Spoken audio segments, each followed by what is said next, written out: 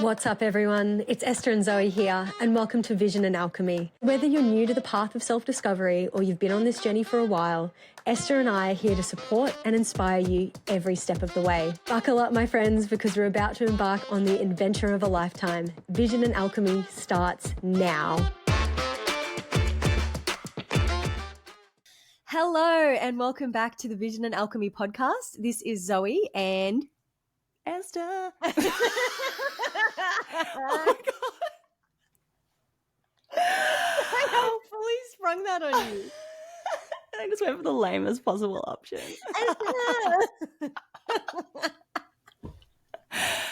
Welcome. Yeah. I thought it was going to be one of these things like we finish each other's sentences, sandwiches. Oh my God, sorry guys. Anyway, it's Zoe and Esther if you hadn't figured it out already through the We're giggles. delirious because we just literally just woke up. It's basically fucking 3 a.m. It's not. Yeah. It's 7. So we've got a bidon.com this week. And so we're on episode 8 and today we're going to talk about community. So I've been calling it this big collective transition from me to we. And it's just a theme that Esther and I have kind of noticed in our lives and the lives of the people around us. So we hope that this episode sort of resonates with, you know, the masses because we feel like it is a common theme at the moment. Mm. And so from me to we is basically, in my personal experience over the last few years, I think especially with the pandemic, it kind of forced us into this, like we all went into like our own little incubation period. Like we were all still around each other to whatever degree we could be, but we all kind of went like fully into this like inner winter, deep, dark, like spiritual awakening or healing. It's like everything stood still for long enough. We didn't have any distractions anymore and we had to really kind of sit with our shit. So I've affectionately called that time the me time. And then in the last few years when, you know, life's been kind of ramping back up again, I've really come into this beautiful season in this year, like 2023, where I'm kind of like having this little reference point at the moment. I'm looking back at the first like 7 or 8 months of the year and I'm like, oh my gosh. I was like, I've manifested this beautiful community that like Zoz from 2 years ago would have like cried with pure tears of happiness if she knew what she'd cultivated. So I feel like I've got this theme in my life now of like, I kind of sat in the fire with the me stuff, like we all did, whether it was through the pandemic or not. But I just feel like through life, there's definitely those ebbs and flows. And I have just like gestated in that little like incubation tube under the ground in the dirt. And now I've grown into this little seedling and then like I looked around, there's all these other little seedlings around me. I'm like, oh, hey, like we're sprouting. We're sprouting. And so I'm very much so in this season of me to we, and I've noticed a bit of a wider collective theme of that. So we just wanted to riff on that today, regardless of where you are in your journey. If you're still feeling like a little bit of a solo little seedling, that's so fine. We hope that this episode gets you on the right frequency to start getting clear on the community you want to call in, or just actually helping you magnetize that community in. And then, or if you're like ourselves, like kind of looking around like, wow, like got a pretty good crew going on there. That's also as well. So this episode is for everyone in whatever kind of relationship you have with your sense of community right now. But if you haven't noticed, with Vision and Alchemy, we are obsessed with community. So we've kind of already tapped on this in like other episodes, but just wanted to like kind of come in today and just have like a little yay party for actual community, like focusing on community. Yeah. I think one of the first kind of steps towards growing a beautiful community that's really in line with who you are as a person, that you feel complete belonging in and everything, is getting to the realization that you can't do everything on your own. So like if you're in a place in life where you're like, oh my God, I'm drowning right now and I can't do X, Y, Z, and I have to pick up the kids and I have to like make sure I get food on the table and I have to like, and there's just so many things going on. Like it feels very much like we have to do everything ourselves, and it feels very much like we're kind of on like individual little islands, having to tackle life by ourselves and sending up little smoke signals like, hello, across the way, I'm over here dying by myself. But we don't need to live like that. So I think it feels quite difficult to reach out to a friend or loved one and be like, hey, I actually need help. Like, especially if you're like me and Zoe and you're more independent and don't usually rely on others. Like it's Yeah. like this thing that we both had to kind of get used to actually accept help and actually get over our own bullshit, get out of our own way and be like, oh, okay, cool. Like this actually feels really nice. Thank you so much for helping me. I'm sorry, I'm pathetic. And then and then you get past the whole sorry, I'm pathetic thing. And then you realize that you're not in fact a burden at all, but you are rather an angel and part of a community. And this is actually how you're supposed to live. And it feels so nice. It feels nice to help someone and it feels nice to be helped. It feels nice that people care about you. It feels nice to sort of, I don't know, have a collective effort towards something. And I really think that, yeah, the first step to call in that beautiful community where you can actually lean on someone and you can actually get through life without fight or flight because you're like, hey, these people won't let me die. So I can get out of that fight or flight stress brain state and actually move towards a beautiful, like, you know, more of a calm state of being and collective consciousness or whatever you want to do. Like it's first just getting out of your own way and getting into the mindset of accepting help and giving help. Yes, absolutely. And yeah, I just feel like you just touched on so many little golden points just in that little riff then. But oh yeah, thank you. Thank you so much.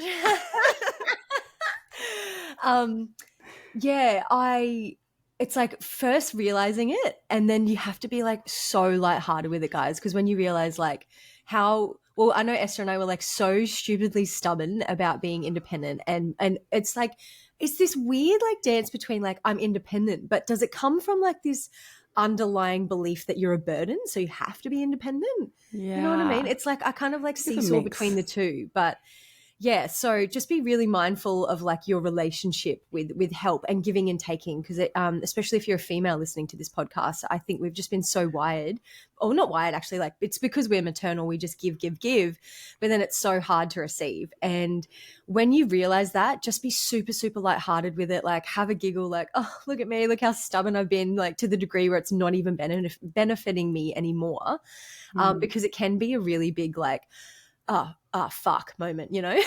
Yeah. I can't do this alone. But it's not from this place of helplessness, like, oh God, like I've failed. Like you haven't failed if you need people. No, exactly. That's just like part of being alive and a human. We need each other. Yeah. When you said like, I don't know, like where does it come from? I started thinking about multiple places. One of the things that came to mind was obviously just this day and age, we don't live in little townships as much anymore. Like there's so many people living in cities in little individual concrete cubes on top of each other and we don't even know our neighbors and that kind of thing. And then the other thing that came to mind was for women specifically, I think because we're more likely to go into a martyr state of being where we're like, no, I'll do it. Don't worry about me. I'll just, which comes from, again, like this could just go on forever. Like, but I think in general, it's like, you know, when you're a chick, you just end up taking on so much. Like you'll cook, you'll clean, you'll do your full-time job, you'll look after the kids, you'll be there for your friends, you'll be there for your partner, you'll be there for everyone. And you just like, you feel like you're holding the weight of the world on your shoulders. And then because you take on so much from others and you're holding so much of the weight of the world on you, you know what that weight feels like. So you're like, well, I don't want to put this on anyone else. How can I just shift it off me onto them? Like, I don't want to fucking drown them or crush them in this thing. So like you feel like it's too much for someone else or whatever. You don't want to give it to them and whatever. And then you kind of just separate yourself and you go like, I'll take care of it myself or whatever. But like women are like, from an evolutionary sort of point of view, we were always meant to be in a more of a community with each other. That's what we did. Like back, even as far as back as like cave times and stuff, like you'd have sex, the woman would have the baby and the guy would be hunting or whatever and doing that whole thing. And then the women would be raising the kid together. And then that's how we have, like, it takes a village to raise a child. Maybe not cave times. I don't know. I read Sapiens like once.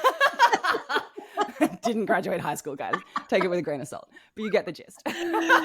Yeah, absolutely. So if you are in that point where you're more in the me season and really struggling to like let go of that control, I think the point that Esther made about like, oh, it's too much for everyone else, you've got to realize like you're not giving them 100% of your responsibilities. You just need to like drip feed them like 5% or 10% or something. But when you have that realization, I really want to bring that point home of like, you have to be so self-compassionate when it comes through, because otherwise you'll just get stuck in this loop again of being like stubbornly independent, where it's no, you're not being of service to yourself or anyone, because you're like, this is kind of flowing on from last week's slowing down episode. Like, it's a disservice to everyone if you're running around dysregulated with too much on your plate, when a simple conversation like, hey, I'm really struggling, I need you to pick up the kids, or can we do this, or can you just hang out with me and have a chat because my mind is going crazy right now.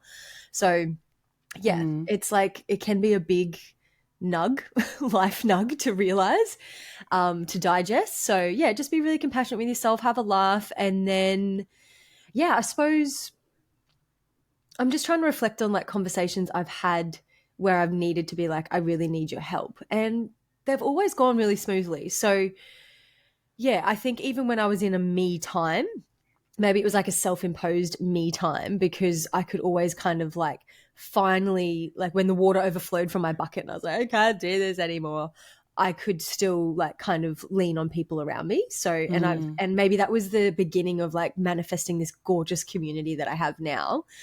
But I also just wanted to mention that like it's like an ongoing thing, because at the moment that we're recording this podcast episode, it's my wonderful partner's 30th birthday on Friday.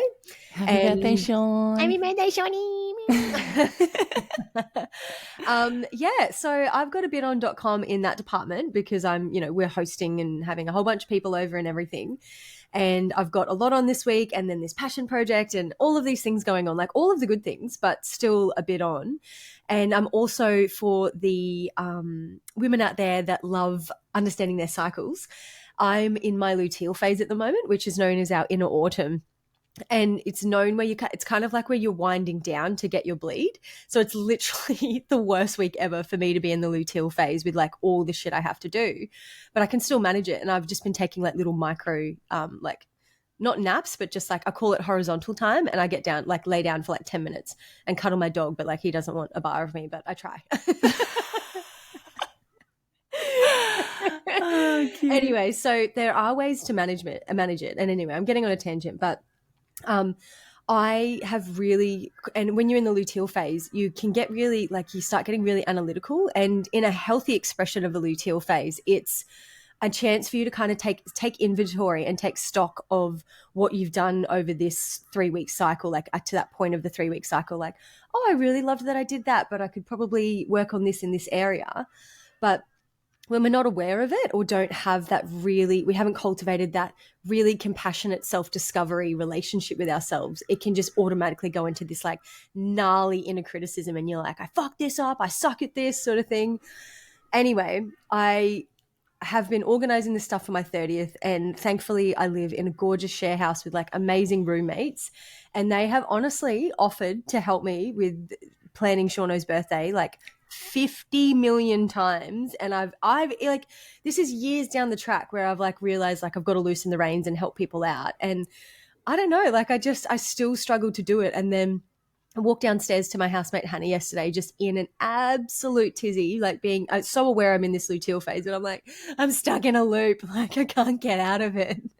And she was just like, fully just help me pull everything out of my brain. So even if someone's not going to help you with an act of service, sometimes just having a conversation with someone else, and like within 5 minutes I was like, oh, I'm actually fine. And then she was like, and all of them kept reiterating yesterday, they're like, send me the shopping list, I will do this, I will do that. And it still just absolutely blows me away. I am obsessed with your roommates. Yeah. The relationship that you guys have is so fucking beautiful. Yeah. And they are the most beautiful souls. I could actually cry. Yeah. That's so nice. Yeah. Let them help you. Yeah, I know. And it's just like such a far cry from what I had in previous share house situations, like in this particular house, like this season, because Sean and I rent the house and we've got the housemates in there. But yeah, it's still taken me so many little micro conversations like, oh, I'll help you. And I'm like, cool. Like in my brain, I'm like, I'm not going to let you. Like, yeah, that's such a thing. Hey. Yeah. And then until I just absolutely got myself in a tizzy yesterday, and I was like, I need help. And they're like, I surrender. Like, offering like. So just like you have to be so like harder with it, guys, because like you're going to trip yourself up on it even when you've been aware of it for years, like myself. This year in particular, that whole thing where someone like offers you help and normally you're like, oh yeah, thanks, like, I'll let you know. And then you just like never let them know and you do You're it all like, yourself. psych. Yeah. I'm going to take myself down. Um, no, but yeah, this year I have, since everything that happened last year, I've really gone into a place where I'm like, I value community so much to the point where I like, once I realized how beautiful it is to have help, and then what that left me with was more energy to then give help. I was like, oh my God, this is incredible. So whenever someone offers me help now, I genuinely will sit for a second and be like, can I actually accept this help? Will it be beneficial to me or create more work or whatever? Like, I'll think about it and be like, oh my God, yes. Or I'm like, hey, like maybe not that, but can you please do this thing instead or whatever? And then I just make sure that if I hear when they're in a lower state of energy in their lives, I'm like, hey, is there anything I can do for you? And because they know that I let them help me, they know I'm reciprocating and they let me help them. And I'm just noticing this little like shift out of, no, it's cool, I got it, into, okay, sure, this please. And it's actually insane. Like, it's beautiful. Even just down to like writing a resume for my friend. Like, she didn't have time. She was trying to get in between jobs and she just like had this like shitty resume cover letter. And I was like, just send me what you've got. I'll redo the whole thing. Rewrote it, like made it pretty. And then she was like, oh my God, I've read in the cover letter that I have to do this like little puzzle thing at the end and attach it to it and blah, blah, blah. And I was like, fucking, I got you. Don't worry about it. And just like came up with this thing. And it was like this fun little 10-minute project. And she was just like, are you fucking kidding me? This is incredible. And I felt so good. It was like getting the biggest gold star. I loved it. And you made me realize when you were saying that, like, that accepting help is such an empowered goddess move. You know what I It mean? Like, we is. think it's like, oh no, I failed or I'm not competent enough. But the fact that you can like receive help, oh baby, like that I know. means like you are Queen energy. absolutely empowered goddess, queen, mermaid, fairy, angel dust, like vibe. Fully. But it's just like, oh yeah, when you said that, I was like, yeah, it's really cool because we're not meant to be on all the time. So like Esther said, so sometimes you need to outsource help, but then when you're feeling really vibrant or you've got a bit of spare time, you're like, throw it at me, guys, like whoever it is. And it's just, I really, thank you for sharing that because that's made me realize this we season that I'm in now is like, I don't have to be on all the time. Like it ebbs and flows. And this week I'm really, really busy and everyone's like, all right, we're taking this off you. We're taking a few of the building blocks and then you're going to have your little corner and then we're going to have the rest and we're going to build this little house together. Yeah. And then whereas like a few weeks ago, again, it's like a housemate scenario, but like a few of us in the house got sick. So the other ones just went out and made chicken soup and like, we're like this little family before we have families, And it's just, yeah. And it's like you're not outsourcing help all the time or you're not helping people all the time. It's like this, it's just this very organic like wave, like ebbs and flows. And like you said, you help your friend with a resume and then maybe in the next month or so she'll do something for you. She did add some admin work for me. I was like unable to get back to things back when I had my business, and she was like, I was having to fly out to Sydney, and she was like, what do you need me to do? And she was just like, okay, I can answer these emails, put through these invoices, la la la la. I just did a bunch of stuff, and I was like, oh my God, cannot wait to repay her. So when I heard that she was all frazzled and having a moment, I was like, what can I do? And she's like, oh, I really need help with this. And I was like, fucking send it to me. Send it. I will do this. It is my time. Absolutely. So for those listeners who might not be in this really, strong season yet of being able to do that, or you might be listening to this like, oh, no, I absolutely couldn't do that. Like it might be an external experience, like I just genuinely don't have that community around me to ask. Or you might be listening and it's an internal resistance of like, oh, I couldn't loosen the reins. Like I can't let go of control. Maybe we should riff on like some little like seeds to plant and little actions to take to slowly start moving into like the season of we. Okay. If you're a business owner, this is very important for you, especially if you're a sole trader. Yes. So there's this constant feeling of no one else can do it as good as I can. There's this feeling of it'll be faster if I do it. It'll be it's too much time and work to teach someone else how to do it. The systems are all not, aligned enough yet. I just have to sort this out before someone else can come in and then take over and la, la, la, la, la. Like whatever the fucking story is, take the time, set it aside, literally calendar it. It's not a thing that you can be like, oh, when I get to the end of the fucking century I'll be able to sort this out, because this will never come unless you put the time into your calendar and be like, okay, on the 13th of this month, this is what I'm doing. I'm going to sort out whatever the thing it is that I need to pass on to outsource to someone else, and sit down with it, go through what it is that you need help with, figure out what you can quickly pass on to someone else, figure out what you can train someone else in, all that sort of stuff, and find someone to outsource it to. Get it the fuck off your plate as soon as you can. Because like, there's just no need to do your entire business by yourself. Like, there is absolutely no need to do that. And the faster you can outsource tasks to other people, like VAs, whoever, the faster you'll be able to actually grow your business and stop working in it and on it.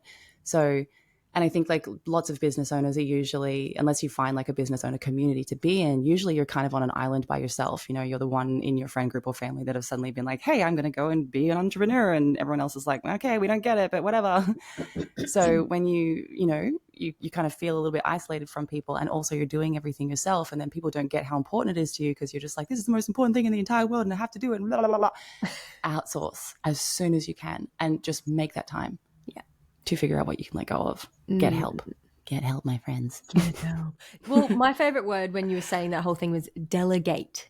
Yeah. Like, you're still in the driver's seat of your business. You're still in that leadership role, but you have to get off your fucking high horse and delegate tasks. And I was actually literally having a conversation with my friend who's just started a business. I keep saying 3 months, but I've probably been saying 3 months for 3 months. So maybe it's 6 months. So anyway, like a very new business. And I could see that she was at that point where she was really, really burnt out. But like, your business is you, by the way, like no matter what your service is, but if you're an entrepreneur, your business is an extension of you. So if you're burnt out, your business like energetically can't grow because you're not growing. So I kind of had to have like one of those real chats with her. Like, you don't need to be good at everything. Like, you got into this business to be in your zone of genius, the thing that you're passionate about. So you have to loosen the reins and outsource some admin or outsource some marketing or, sort of thing. And I'm always saying that because I've got, like, thankfully, a lot of people that have moved into business in my life, which I admire, and I'm on that same trajectory. And yeah, to me, it just rings so true of like, just go into business and do the thing, like, to a degree, do the thing that you went into business to do. Stay in your zone of genius and just get out of your own way with like, I can't delegate. And then I suppose there's also a financial block there. But I feel like it's a really gangster move to invest money in your business. It's almost like saying to the universe, like, yeah, I'm really serious about this. I'm investing in myself and my business and the potential of this. And obviously the dollar amount is very important. Like, don't go and get some like gnarly loan with interest just to like invest in your business. Investing in your business might be $50 or something like that to get, for 1 hour a week to have an admin chick come in and do your emails. Like, so don't overstretch yourself to the point where it dysregulates your nervous system and stresses you out. But you need to get rid of that financial block of like, I can't invest in my business until I've got this certain amount coming in, because the investment is going to like cut the time. Do you know what I mean? Yeah. Sometimes like I would say there is a time and a place for a loan, obviously. Like, if you're like, no, I believe in this so much, and you just absolutely know like you're going to go all in and give it everything it takes, like do whatever feels right, for sure. But yes, the sentiment in general of like, do what you can. And even if you're like, oh no, I can't, like I actually can't, like what can you trade then? Like, if dollar value isn't the thing you can work with, like, do you have something, or can you do something that is valuable to someone else, and can you discuss what they value, you know what I mean, and like do like a trade of service in time or something like that, like get outside the box. Now onto like when you're employed, so you've got a boss, whatever, you're working like full-time, part-time, whatever it is, and there might be like ebbs and flows in the work week or the work month where sometimes you're like really busy and you have a lot on your plate. And then, suddenly you've got like a week or two where it's like not so much work coming in, and you feel a little bit like, oh my God, like, am I just being like a waste of space right now? Am I being like some piece of shit, not doing anything? Do I need to fill my time? Do I need to pretend I'm busy so people don't like, pile more work on me, blah, blah, blah. So it's like what Zoe said a couple of episodes ago, like you can't like equate your value to like how much work you do and like how fast you move and like how fucking stressed you are or whatever. Like, just doing more doesn't mean you're more valuable. So I think it's really important to be able to go, okay, like, normally I'm really busy with my work because, like, pretty much who isn't, bosses are always wanting to put more work on you because it's like better for them if you do more. So of course, but if you are able to go, okay, normally I do this much work and this is where I feel like I'm kind of at capacity or whatever with like a healthy balance, and, you're putting more and more and more on me, look around into your team maybe, so you can kind of go to your boss with a solution on, basically. So you can look around and be like, all right, is there anyone else in a team with me, or am I the only person who does my job in this role? Like, is there anyone else that I can say, hey, do you have enough time on your plate to like take on these tasks or whatever, or whatever. And if there's no one or no one can, then just obviously sit down to your boss. It's their problem to fix. But if there is someone else who is able to take some of the load of what you can do, you can go to your boss maybe and be like, hey, like I have a lot on my plate, but blah, blah has some time to do X, Y, Z. They're happy to take it on. Like, is that chill? Whatever. Like, whatever the work dynamics are, like the point is, you don't need to be on an island by yourself. You're not going to just like get fired because you can't take on additional work. You're only a person. You're not a robot. And if you did get fired, you don't want that job. Yeah, fuck that shit off. Absolutely. Like, we're still in a hiring crisis, so you can pretty much get a job anywhere you like at the moment. And what else was I going to say?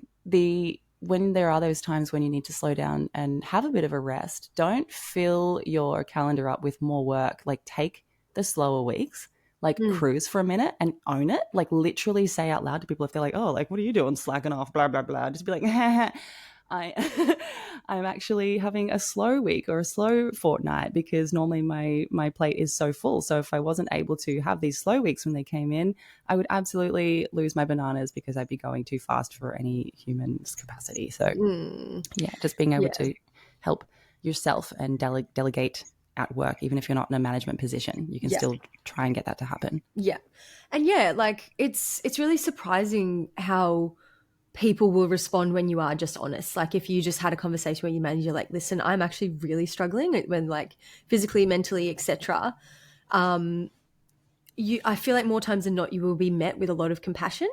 So you might be surprised. But yeah, I just wanted to riff on bye, Noz. Have a good day. I love you so much. We're probably not going to edit that out. So Noah just came in to say bye on his way to school. Sorry, Zaz, go on. No, that's fine. And yeah, there might be some of you listeners who have just listened to what Esther was saying about like, take the slow weeks, etc. And I just wanted to touch on those that might not have that much freedom in a job, like say you're not working in like a private business. Just because my mum actually has that experience. She's worked in the public service for like a good chunk of her career. And she's kind of in that system where the more work she does, the faster she does work or the more work she does, she gets rewarded with more work. So it's not like, oh, you finished those 20 cases before Friday. Congratulations. Like, you can go home early. It's just like, okay, well, here's 5 more cases sort of thing. So that has been really hard for her to navigate because that advice that we've just given actually can't apply, because working in the public service there's like a legislation. So like the government has literally, in Parliament has set the intention that this many cases in her particular department will be dealt with in this amount of time. And it's just like, honestly, as I was just saying that sentence, I was like, are you fucking serious? Like, these are people. Yeah. I talk to mum about this all the time, but like actually just saying that sentence out loud, I'm like, wow, like they just really treat everyone like robots, and they're just like, human resources. Have this much done. Yeah. Human resources. Ew, we are people. Gross. Yucky. Stop it. I don't like it. I don't like it. I don't like it. I don't. So yeah, it's been really horrible listening to my mum, who's like entering the age of retirement / semi-retirement, and she is so burnt out, and then she's in a job role where she's rewarded for her good work with more work. But she's still revolted. Yeah, the people. Fuck yeah, Mom. Yeah. So I'm mentioning this example for those of you sitting there like, oh, no, like my hands are tied. Like, I can't get any help. I can't change anything. You can, because my mum's gone up against the legislation of Australia. Take the control back. Yeah, yeah, exactly. And it was like a team effort on her part. And it wasn't like, it's not really something to celebrate, but basically, so many of her, like, including mum and her team, had to take so much like mental health leave and compassionate leave and all of their leave because their jobs simply did not allow them to slow down, that they had to keep taking the leave that they're entitled to, thankfully, and going to doctors, and all of them are getting certificates like, yep, this person's mental health is fucked, like, sort of thing. And it got enough attention that they actually went in. So you can't change the legislation until a vote or something like that. I don't fully understand politics, but you can't just be like, oh, this system's struggling, let's change the legislation. But there's a few adjustments that they could make. So they can't like change the amount of time, but just saying now mum gets this case in her little inbox, instead of having 30 days to deal with it, like if it's really complex, she can go up to 60 and 90 days now. So just with enough like consistent, like, it wasn't a very enjoyable process, obviously, because all of their physical and mental health and everything was struggling in the meantime. But it's just this tiny little department in like a full government system. But it happened like they compassionately understood that I can't do this all by myself, or all of us as a team can't keep doing this individual workload enough. Like, they consistently kind of met with their manager and their supervisors and took that time off. And this tiny little department was able to like create that change of like, okay, well, now we're actually going to look at the way that people, or like kind of categorize the cases of like complex, easy, etc., and just giving them a bit more breathing room. So like it sounds like a very weird little win, but it's really breaking that mentality in her department that hard work gets rewarded with more work, because I get full body shivers just saying that sentence. Yeah, it's disgusting. So yeah, if anyone works in the public service, I respect you. That would be a hard slog for sure. But I just wanted to mention that example, because if you're sitting here listening to us be like, oh no, I can't talk to my boss, or I can't outsource in my business, like, you can, okay? Yes. Oh, Yeah. God. And then, so I was thinking about another thing that might help you get into that energy of moving from me to we.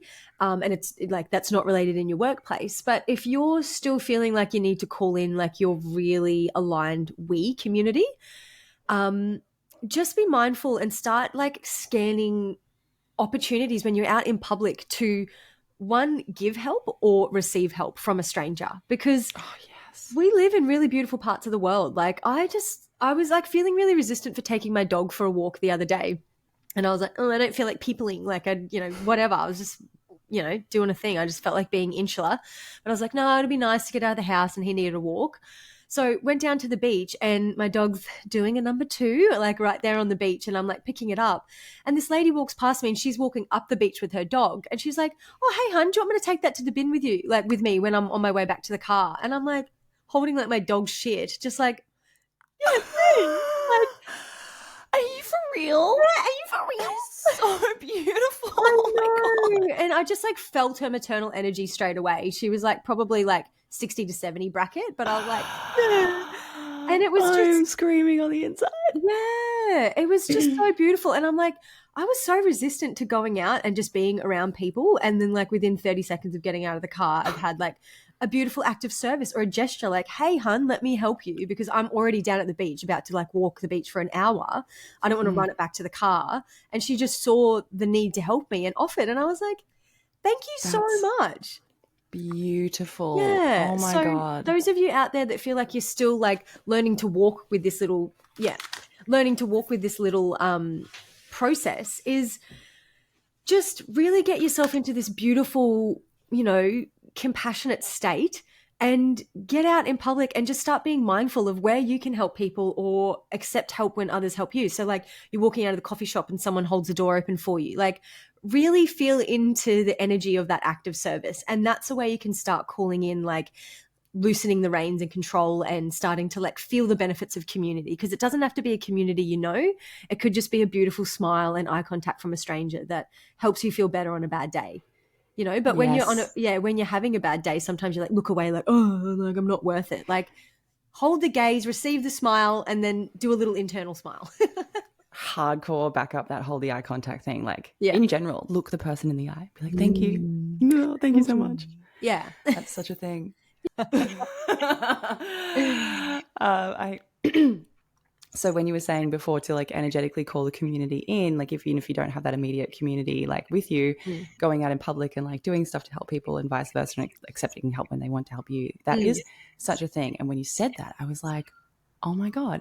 Around the time like last year when I was moving into that real community space and that mindset, realizing how important it was, I remember I was at work sitting in the boardroom and I worked at Southport. And there's the homeless community in Southport is pretty like extensive.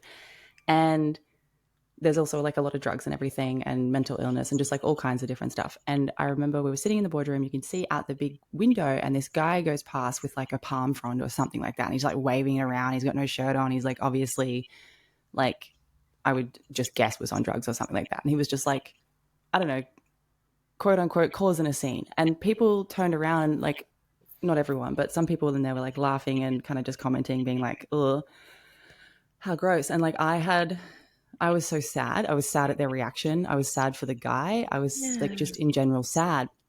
And I just remember this really strong pull in me all of a sudden. I was like, I just need to help. I need to help. I need to help. I need to help. And so I just kept having like, and I didn't even know these were downloads at the time, but I kept having downloads about helping someone like in some way in Southport. So I was like, all right, I'm not going to like go out of my way and like look for someone. But if I hear or see something that I'm like, oh, this is for me to help them with, like this is the time, I'm going to do whatever. I'm just going to act on it in the moment. And so literally that day, not the same day that we saw the guy outside, but the day that I was like, you know what, I'm going to just like, yes, I will help someone when it arises. I was in the shopping center getting some lunch and I was going down the escalator and I just remember hearing from behind me, like up the escalator behind me, just hearing this really loud voice, like to someone else, not to me. But I heard, excuse me, do you have any money? Like something like that, like $12, anything? And I just was like, I smirked to myself, like, oh my God, that's so funny. Like, not funny that she needs money or help, funny that I was like, I'm going to help someone today if it arises. And then there it was, like literally the Like moment was there. shouting at you, literally. Yeah. You're like, message received. I got down the escalator and the people that she was talking to were behind me and she was behind them. So they came off and they pretty much ignored her. I saw the awkwardness. They were just like, oh, shook their head and they were like, no. And they left the escalator and then she came down and I like approached her because, you know, she was, anyway, I looked at her, I was like, hey. And she looked at me like, what the fuck? Hey. And I was like, what do you need help with? And she was like, well, I want $12 or $15. And I was like, oh yeah, sweet. And then she was like, I was like, can I ask you some questions? And she was like, yeah, but can we have McDonald's and lunch? And I was like, yeah, fuck yeah. So then we just walked together and like went to Macca's. I was like, what do you want? And she like ordered all this stuff. And I was like, hell yeah. And she was like, can I get this as well? And I was like, yeah, whatever you want. She was like, and this? And I was like, yeah. And she was like, and a muffin? And I was like, yeah, babe, fucking go for gold. She was like, oh. And then I ordered and we were just sitting down talking together. And she was telling me about her story and her mom and her dad and just like the circumstances that led her pretty much to where she is and where like what it's like for her and everything. And I was just like, oh my God, heartbroken and like wouldn't have guessed either, like literally just wouldn't have guessed. And when we were talking, like it was a very normal conversation. Like I wasn't just like, oh my God, like I wasn't like, you know, sad out loud. I was more just, you know, being normal and laughing and joking about stuff. But I on the inside was just like, fuck, like holy shit. And then she was like, hey, I'm having like incontinence problems and blah, blah, blah. And there's like, they usually deliver like all these adult like pad things by this date, but they haven't come yet and they're late and I don't know what's going on and blah, blah, blah. And she was like, do you mind helping me with that? And I was like, fuck, of course. Like, let's go.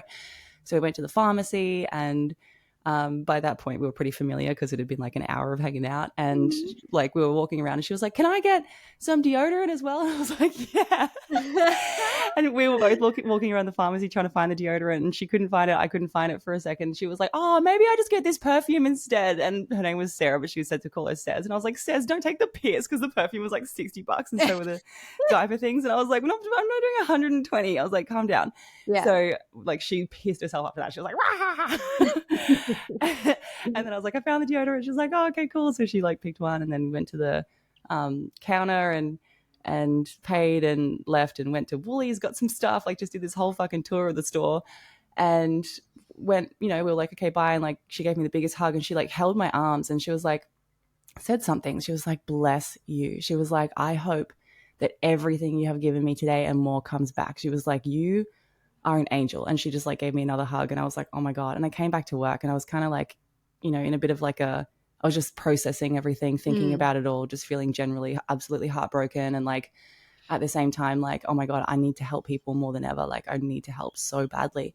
And then the girls at work were like, hey, are you okay? And I was like, yeah, blah, blah, blah, this and that. And then I was just burst into tears. And I was like, oh, blah, blah. And I just like all of the pain that I'd felt from talking to her just suddenly came out of my mouth and my eyeballs. And then after that, it was just like anytime someone approached me in Southport, like if I was able to help, I would. I remember just literally transferring someone money into their pay ID. It was just this really cute young couple. And they weren't even like, they were just fucking struggling. And I was like, man, I used to be a teenager running around the streets at one point in my life. Like, and they were both just like, oh my God, like, thank you. Like, literally everyone just brushes us off and blah, blah, blah. Like, it's just so hard. And I was like, I know, it fucking is hard. Yes. Have some money. It's all I can do right now, but give me a hug. And they were like, ugh. And that was really nice. And that was around the time when I guess like all that community pull from me to we started to really amplify inside my body. And what Zoe said about like kind of just helping people and accepting help out in public, I really do think that does align with the energy of yourself and others and kind of helps draw it in towards you, because like it's almost like it was all downhill from there in a good way. I've just snowballed into belonging in this like most beautiful, aligned with myself situation. It's really nice.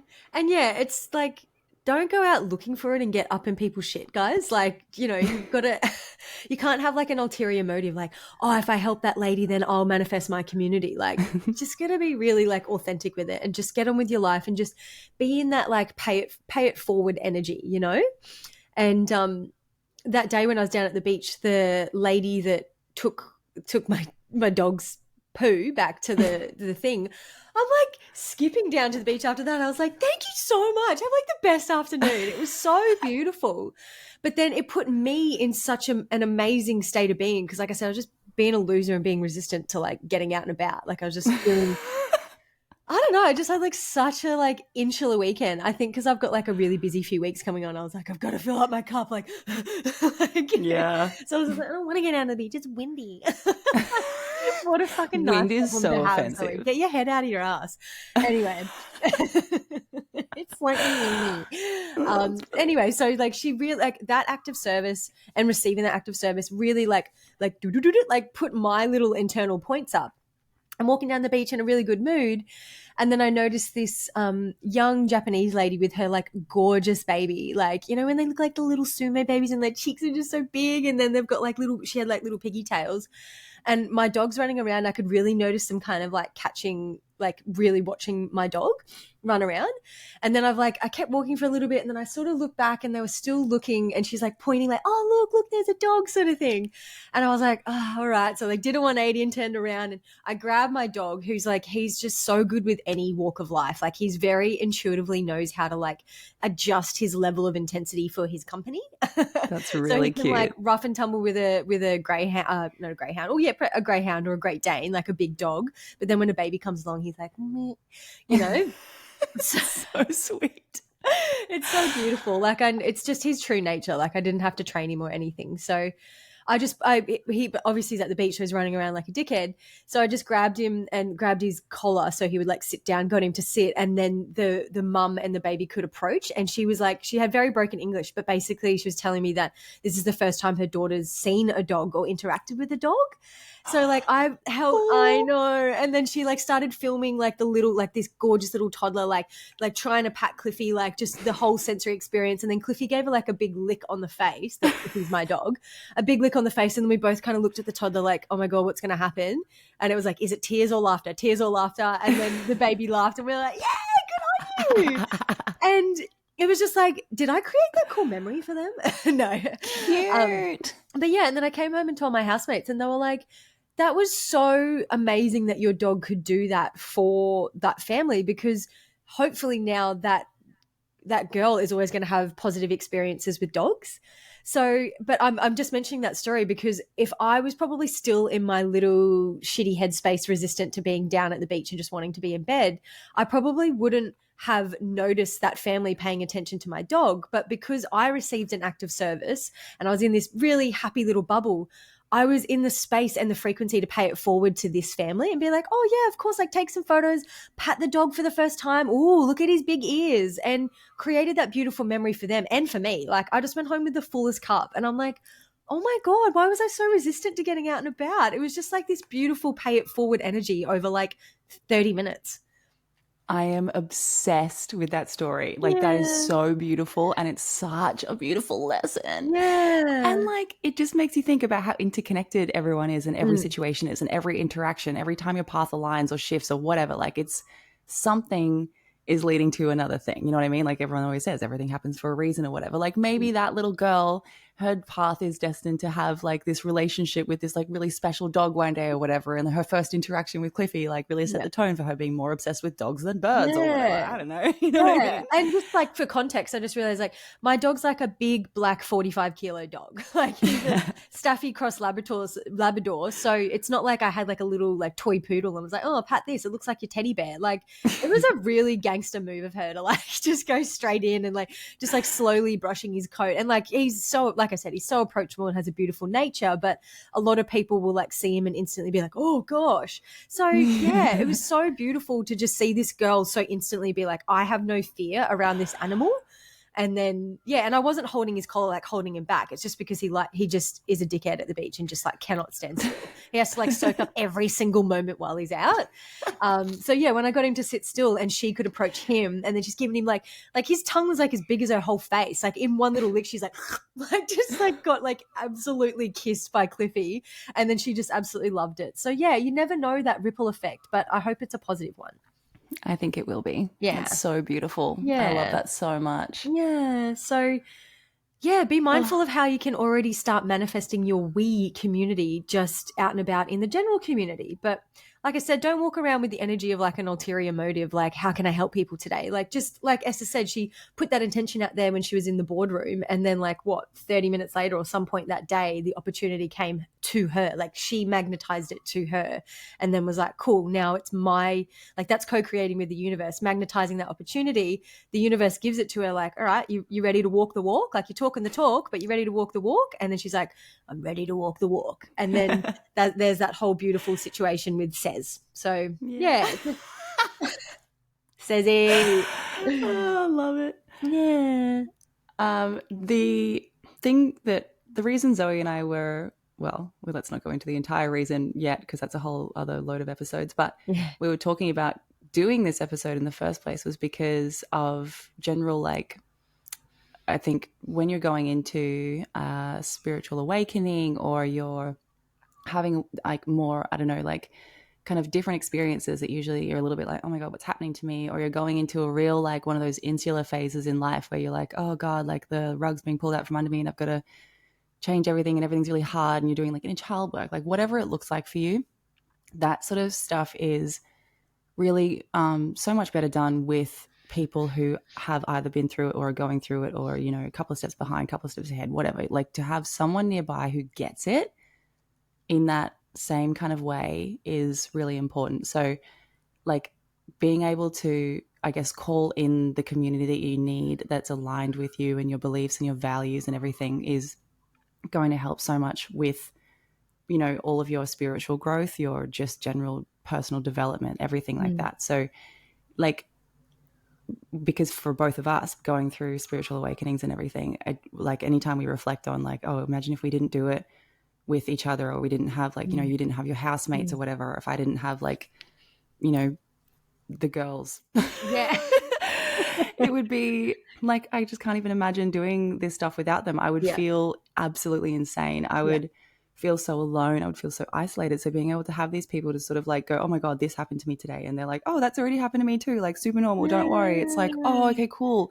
And it feels really, really beautiful. So I Yeah. think like for us, one of the main things was like, okay, it's really important for people to come together. It's really important for people in general to be more connected to one another in general for like literally the entire world. Like the more connected we are, the better. Yeah. But, you know, starting small with your community is going to help so much when you're going through a spiritual awakening and stuff like that. Oh, absolutely. It's like you're grabbing inventory to get ready for like the roller coaster you're about to go on. And I think, yeah, I agree with you. It's so important to have that community around you when you're going through these ickier phases of a spiritual awakening, because people see, like, the people around you see your blind spots and can really lovingly be like, oh, I actually think you might feel like this because of X, Y, and Z. Or did you realize that when you did that, that actually meant this? And you're like, what? Or even when you're just having a conversation with your community and your friend might be sharing something that happened to them, and it like clicks a puzzle piece for you and you're like, oh my God. So there is definitely super necessary, like, insular solitude times needed in your spiritual journey, but you will, like, that's actually a core reason, like one of the core reasons from my end why I've wanted to start the Vision and Alchemy podcast, is because when I started this journey, it was just so, like, as in my spiritual journey, my self-discovery journey, it was so slow and stagnant and lonely and confusing. So that was when I was in my me season of life. And I'm just there like, am I going crazy? Like, what is going on? Like, nothing even makes sense anymore. And like, I didn't have anyone to riff with. So if there's people out there that are like, I think we've touched on this in previous episodes as well, but like, if you find that you've got a community around you that isn't totally in alignment with like your spiritual journey, like, I get it, it's so fine, and you're just sitting around a bunch of people but you feel so lonely because no one wants to talk about what you want to talk about, or you're too scared to talk about it. It's yeah, I'm grateful for both experiences, like being able to experience the polarity of both, because now I'm in that season of we, and I can jump on a voice message with Esther or Serene or anyone around me and say totally unfiltered like stuff, just like, oh, this might sound, a bit odd, but I think this and this, and then for them to turn around and validate it or help me unpack it. I'm in the deepest space of gratitude for that because I've experienced both. So if you are in the me season and you don't really have that community around you that you feel like is supporting your spiritual journey, just know that it's part of it. Like, we have to experience the polarity of things sometimes, because now I'm on the other end of the stick and the bandwidth. I can't stop shouting from the rooftops how excited I am about community. And just like those little moments where, Esther might say like, oh, well, maybe this or that. I'm like, I couldn't do this by myself. And now my spiritual journey is so fast tracked because I've got that community around me. But just remember, there's always a lesson in experiencing the polarity. So don't sit here in this episode just feeling like, like triggered because you're not there yet. Get excited. Be like, okay, cool. That's where I'm going. Like, that's where my focus is going, is manifesting this community. And if you just stay authentic to yourself, keep doing the things that you love, you will manifest that community. That's beautiful. I love that. Yeah. So true. It's so nice. Is there anything else we want to touch on? I don't think so. Yeah. I'm good. Yeah. I'm good. And I feel like as well, we always talk about community in every episode because it's just so central to like our obsession with life. Like, yeah, it's like a huge reason we started the Vision Alchemy podcast, to create a safe community. Also, I suppose that's the last little thing we can say is like, we want to be your community, guys. Like, if we want to be in your we season. That's beautiful. We do. Oh. And we have so many exciting things in the pipeline with Vision and Alchemy. So, or in the meantime, if you just like, we've designed this podcast to be like, literally is just Esther and I sitting here talking with like a cup of coffee. We want you to feel like you're the third person at the coffee table with us, just like riffing about life. So even if this podcast is like your little like, indication of where your we community is coming from, like, we want to be your community, guys. So reach out to us if you want. We've got our email and you can find us on socials. And we'll always be doing podcasts. And then we've got some really exciting things in the pipeline as well for Vision and Alchemy, just very based on like community engagement and really bringing us all together to fast track everything. Yeah. You don't have to do it alone, guys. Yeah. You don't have to. That's so true and so beautiful. Yeah. Yay. I love that. We hope you guys enjoyed this. It's actually longer than I expected it to go for, so even our short ones might be a little bit longer. But yeah, we hope you guys found some juicy nugs and had some nice little epiphanies. Fat piffs, as Zoe would say. Yeah. I was like, do I say it? So my housemates and I, instead of calling them epiphanies, we call them fat piffs. So maybe I'll make it a Vision and Alchemy thing too. Like, oi, I just had a fat piff. So funny. Thank you for that gift. Sorry, that was probably so loud in the microphone. If you guys need to give us any feedback about like the volume of our laugh, we're not going to take it. We won't be listening.